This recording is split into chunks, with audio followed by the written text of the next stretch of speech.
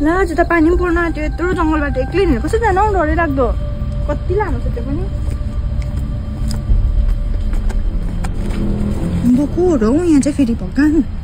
यस्तो डरलाग्दो बाटोमा के गर्नु बसेको भगवान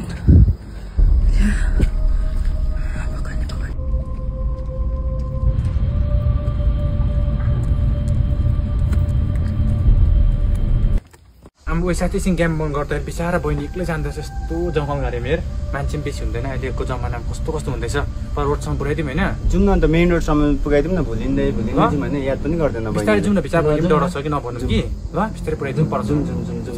मान्छे पनि बेसी हुँदैन जुन चाहिँ बाटोमा लाइन त पछाडि पुग्नु सक्यो ओइ बिस्तारै पुऱ्याइदिउँ न बहिनी परसम्म जाउँ पुग्यो त अहिलेको जमानामा के हुँदैछ हेर यस्तो जङ्गल घारीमा मान्छे पनि त बेसी हुँदैन जाउँ साथी बिस्तारै हिँड्नु ल बिस्तारै बहिनी डढ्छ मेरो बारेमा कुरा गर्दै आउँदै होला नि यिनीहरू के कुरा गर्दै आउँदै होला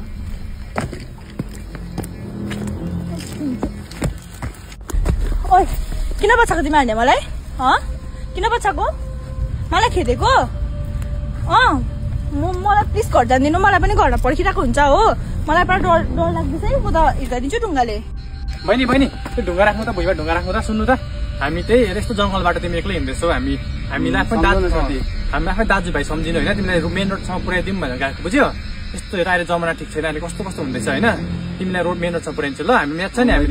हामी मेन रोडसम्म पुऱ्याइदिनु मात्रै तिमीलाई आफ्नै बहिनी सम्झेको ल हिँड्नु पुऱ्याइदिन्छु ल त्यसो नसोच्नु ल सबै केटा एउटै हुँदैन कतिजनाले आफ्नो बहिनी सम्झेको हुन्छ ल हिँड्नु पुऱ्याइदिन्छु पुरा हामी ल नडराउनु ल बहिनी पुऱ्याइदिनु ल हाम्रो पनि त आमा बहिनी दिदीहरू छ बहिनी हामी पनि त रेस्पेक्ट गर्छ केटीहरू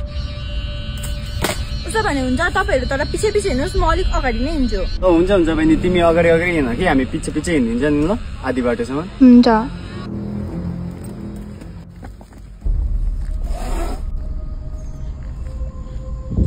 हुन्छ बहिनी अब जानुहोस् ल मेन रोड पनि आइपुग्यो कि त्यति डर पनि हुँदैन हो हुन्छ थ्याङ्क यू बिचारा दाजुहरू त कस्तो राम्रो रहेछ मलाई पुऱ्याइदिनु आएको रहेछ मैले कस्तो नराम्रो सम्झेँ बिचारा सबैजना एउटा हुँदैन रहेछ